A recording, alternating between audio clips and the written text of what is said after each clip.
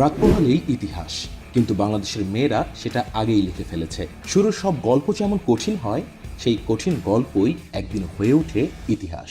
বাংলাদেশ আজ সেই ইতিহাস লিখেছে, মাঠে, মানুষে, মননে। র্যাঙ্কিংয়ে ৩৬ ধাপ এগিয়ে থাকা বাহরাইনকে ৭-০ গোলে উড়িয়ে দিয়ে শুরুটা ছিল স্বপ্নের মতো, কিন্তু ইতিহাস তা তো তারা লিখেছে ইয়াঙ্গুনের মাঠে।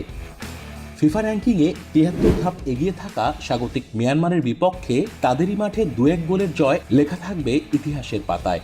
আর এই অর্জনের স্বপ্নসারথী আর কেউ নয়, বাংলাদেশের জাতীয় ক্রাশ ঋতুপর্ণা চাকমা। তার হাত ধরেই মিয়ানমার জয় করেছে বাংলার বাঘিনীরা। প্রথমবারের মতো সাউথ এশিয়ার গণ্ডি পেরিয়ে এশিয়ান কাপের মূল পর্বে তহুরা, আফিদা, শামসুন্নাহার, ঋতুপর্ণারা। ১৪৩ থেকে ১২৮ সংখ্যাগুলো যেন কেবল র্যাঙ্কিং নয়, বাংলাদেশের নারী ফুটবলের প্রতিটি লড়াইয়ের প্রতিচ্ছবি।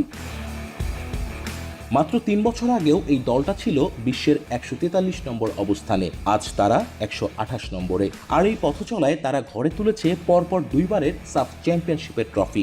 আন্তর্জাতিক মঞ্চে তাদের ভাবা হতো আন্ডারডগ হিসেবে। এই অসাধারণ অভিযাত্রার কারিগরকে জানেন?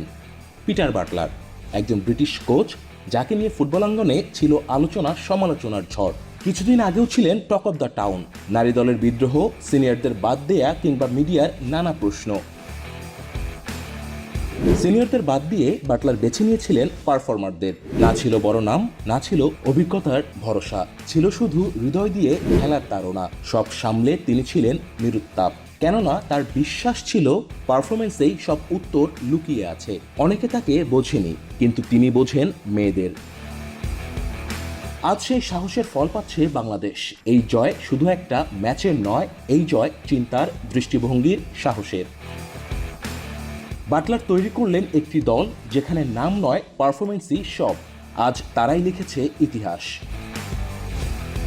বাংলাদেশ নারী ফুটবল দলের এই সাফল্য কেবল একটা টুর্নামেন্টে পৌঁছানো নয়, এটি একটি দৃষ্টিভঙ্গির বিপ্লব। এটি প্রমাণ করে যে সুযোগ পেলে মেয়েরাও আকাশ ছুঁতে পারে। এগিয়ে চলা মানেই তো ঝড় সামলানো, আর সেই ঝড়ের মধ্যেই যখন জ্বলে ওঠে আলো, তখনই সৃষ্টি হয় ইতিহাস।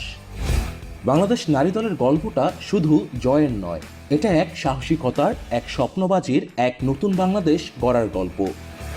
তাদের জন্য একটা লাইক নয়, একটা ধন্যবাদ দিন, কারণ তারা আমাদের বিশ্বাস ফিরিয়ে এনেছে মাঠে, হৃদয়ে, স্বপ্নে।